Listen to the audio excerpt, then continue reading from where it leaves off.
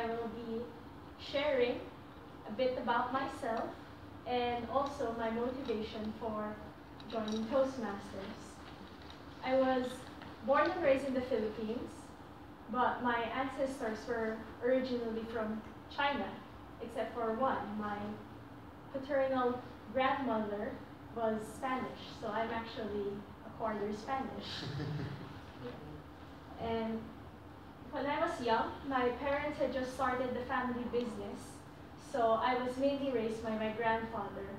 And I'm sure, as a lot of you know, that Asians take education very, very seriously. So for him, it was study hard, get A's, get a good job. That's it. And in my grandfather's mind, there were 5 professions that I could choose from. It was doctor, lawyer, engineer, business owner, or the 5th one was disgrace to the family. And my grandfather was doubly strict about our education, given that he himself was a professor. But he was also a business owner, so he was no disgrace. I think the story could give an idea of what type of childhood I had. I remember inviting my friends over one Friday night to play the new because my sister had just gotten the new GTA 4. And the plan was to stay up all night, secretly, and try to finish the game.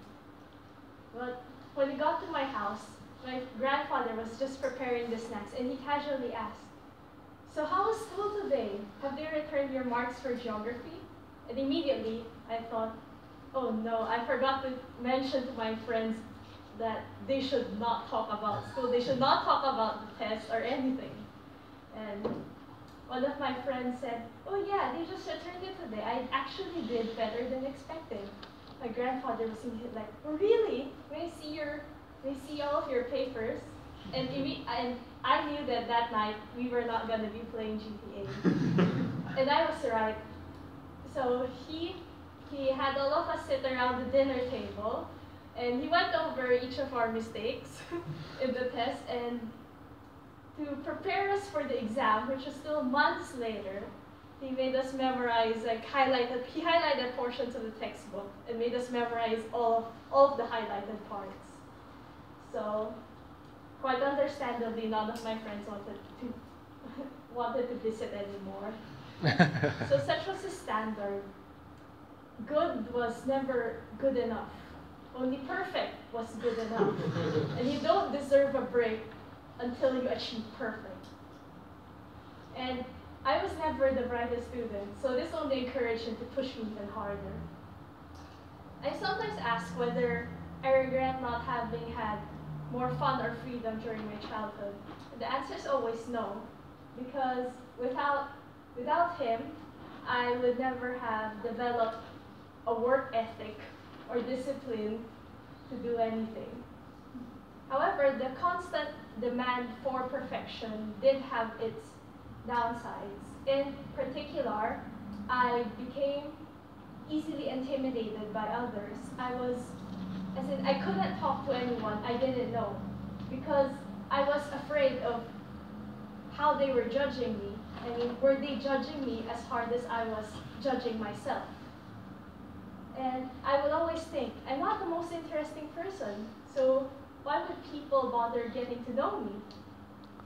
And one time, my best friend and I, we were talking, and we were trying to figure out the first time we met and how we actually became best friends. And one of the things she mentioned was, you know, Bernice, if I had just met you recently, you probably wouldn't have become friends because you seem so snobby. I was like, you're snobby? I didn't know that was how I came across to others. And from that moment forward, I do try to make the constant effort no longer to be so invisible, I guess. And gradually, I do come to enjoy socializing with others. However, looking forward,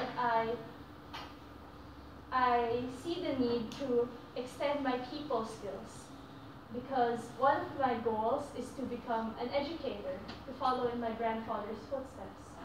And Toastmasters is a perfect place for me to practice. And no, it's kind of like the microcosm of a lecture theater here.